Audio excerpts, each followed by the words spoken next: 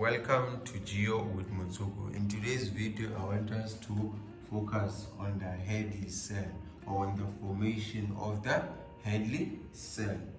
Now, here's my diagram. I'm not showing all the cells. Remember, we have three cells. We have the Hadley cell, followed by the Ferrari cell, and then the polar cell, right? Between 0 and 30 degrees south, 0 to 8 degrees north, we have our Hadley cell, right? If we're asked to identify cell A, it is the Hadley cell, right? Between 0 to 8 degrees north and 0 to 8 degrees south, we have our Hadley cell. Now, I want us to focus on the formation today. The formation of the Hadley cell. Now, this is how it forms. Today, we are focusing on the Hadley alone. Hadley cell alone. Okay. Right? This is my 0 degree line of latitude, the equator. I have it here, the equator. We know that at the equator we have the equatorial low pressure belt. The equatorial low pressure belt at the equator, right? The equator has the equatorial low pressure belt, right? At the equator, we are receiving direct sunlight. There is intense heating, right? Remember, the equator receives direct insolation, right? It receives more heat from the sun.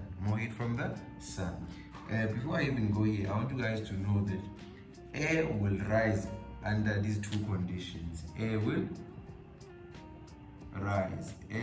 rises under these two conditions, right? Number one, it will rise where there is, let's say, intense heating, where there is intense heating or high temperatures, right? We will get this intense heating when there is direct insolation, right? Direct radiation from the sun.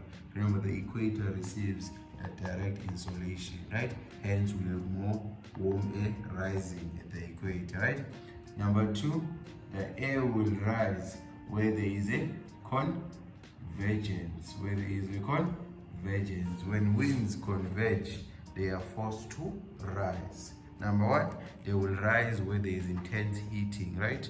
Where there is high temperature, right? At the equator, there is direct insolation. Hence, the air will be warm and it will rise. That's number one. Number two, if there is convergence, the winds will also be forced to rise. You see that?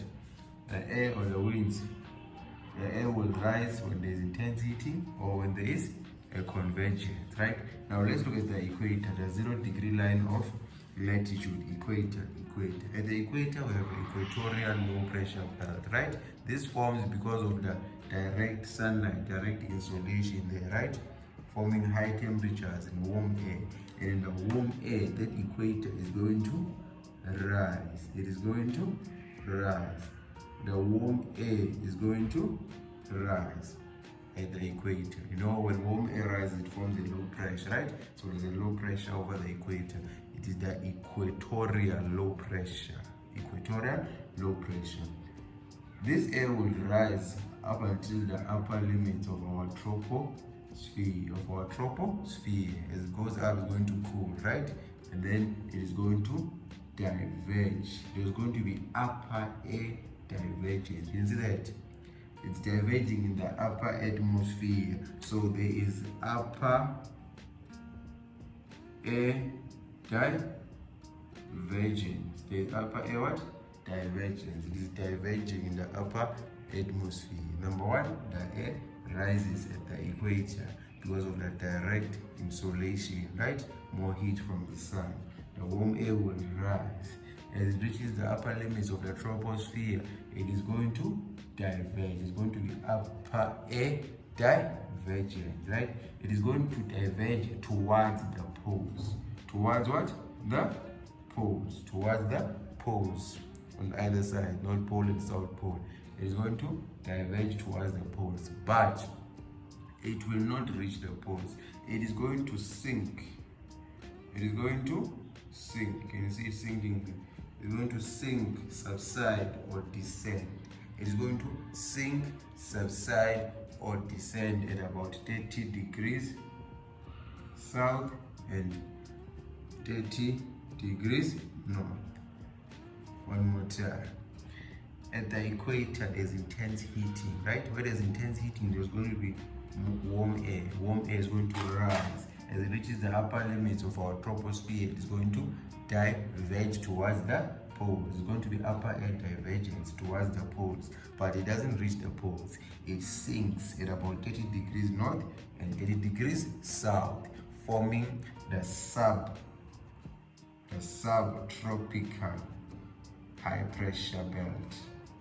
Even on this side, it's going to form the subtropical high pressure belt. Can you see it here? Subtropical high pressure belt. Subtropical high pressure belt at 30 degrees north and 30 degrees south.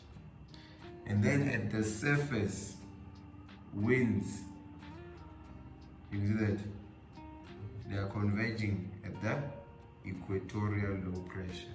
These winds will converge at the equatorial low pressure. At the equatorial low pressure, the winds are converging there. They are coming towards the low pressure, right? And we know that where there is a convergence, I told you, where there's convergence, the air will be forced to rise again. You see that? Number one, we already have high temperatures there, direct insolation, right? Causing air to rise. Now we have convergence as well. When air converges, it is going to be forced to rise again, diverge towards the poles, and sink at 30 degrees north-south, forming the subtropical high pressure belt. And then at the equatorial low pressure, there is convergence again. You see that? Forming our Hadley cell. Our Hadley cell. Our Hadley cell. Right? One more time. At the equator, there's intense heating. Where there's intense heating, is going to be more warm air, which rises. To rise up until the upper limits of our troposphere, right? Because remember, as you go higher, it becomes cooler and cooler, and then it's going to diverge. It's going to be upper air divergence towards the poles, but it doesn't reach the poles. It sinks at about 30 degrees north and 30 degrees south, forming our subtropical high pressure, belt. And then at the equatorial low pressure belt, there's going to be convergence there. Right, where there's convergence, it's going to be forced to rise again, right? So our Hadley cell is now complete. But I want you to know something. The winds which are converging right here, converging towards the equatorial low pressure, those winds are the tropical easterlies, right? Tropical